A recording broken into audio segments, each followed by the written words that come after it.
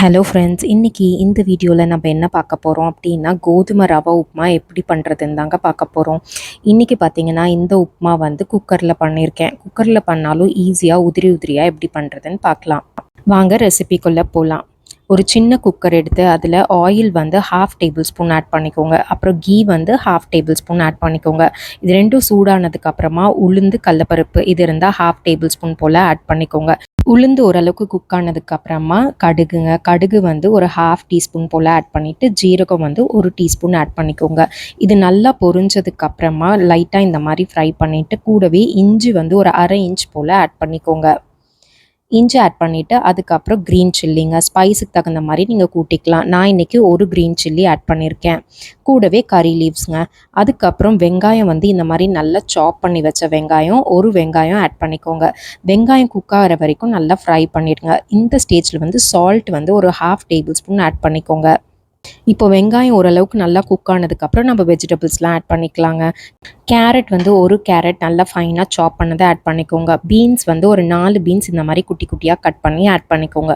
இதை ஒரு 2 மினிட்ஸ் போல் நல்லா மிக்ஸ் பண்ணி விடுங்க. அதுக்கப்புறம் பீஸ் வந்து ஒரு கைப்பிடி அளவுக்கு ஆட் பண்ணிக்கலாங்க.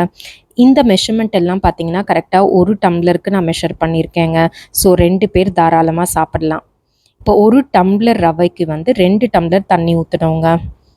தண்ணி ஊற்றிட்டு நீங்கள் செக் பண்ணி பார்த்துக்கோங்க. தண்ணி நல்லா பாயில் ஆகிற ஸ்டேஜில் வந்து நம்ம ரவையை ஆட் பண்ணிக்கலாம். இப்போ கோதுமை ரவை ஆட் பண்ணிவிட்டு நல்லா மிக்ஸ் பண்ணி விடுங்க. இந்த ஸ்டேஜில் கொஞ்சம் டேஸ்ட் பண்ணி பார்த்தீங்கன்னா சால்ட்டு தேவைப்படும் அப்படின்னு தோணுச்சுன்னா சால்ட் ஆட் பண்ணிக்கலாம், இல்லாட்டி வேண்டாம். இப்போ இதை குக்கரை க்ளோஸ் பண்ணி லோ ஃப்ளேமில் ஒரு விசில் வந்து ப்ரெஷர் குக் பண்ணணும். ஒரு விசிலுக்கு அப்புறம் ஆஃப் பண்ணிடுங்க. இப்போது அது விசில் வர்றதுக்குள்ளாரே இன்னொரு கடாய் எடுத்து கீ வந்து 1 டீஸ்பூன் ஆட் பண்ணி ஒரு 10 கேஷ்யூ போல் சின்னதாக கட் பண்ணி இதில் ஃப்ரை பண்ணி எடுத்துக்கோங்க. லோ ஃப்ளேமில் வச்சு நல்லா கோல்டன் ப்ரௌன் ஆகிற வரைக்கும் கேஷ்யூஸை ஃப்ரை பண்ணிக்கோங்க. கேஷ்யூ ஃப்ரை ஆனதுக்கப்புறம் தனியாக வச்சுக்கோங்க. நம்ம குக்கர் ஓப்பன் பண்ணதுக்கப்புறம் இதை ஆட் பண்ணிக்கலாம்.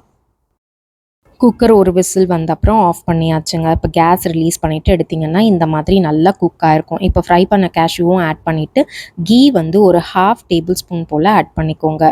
நீங்கள் கம்மியாக ஆட் பண்ணாலும் ஃபைனுங்க.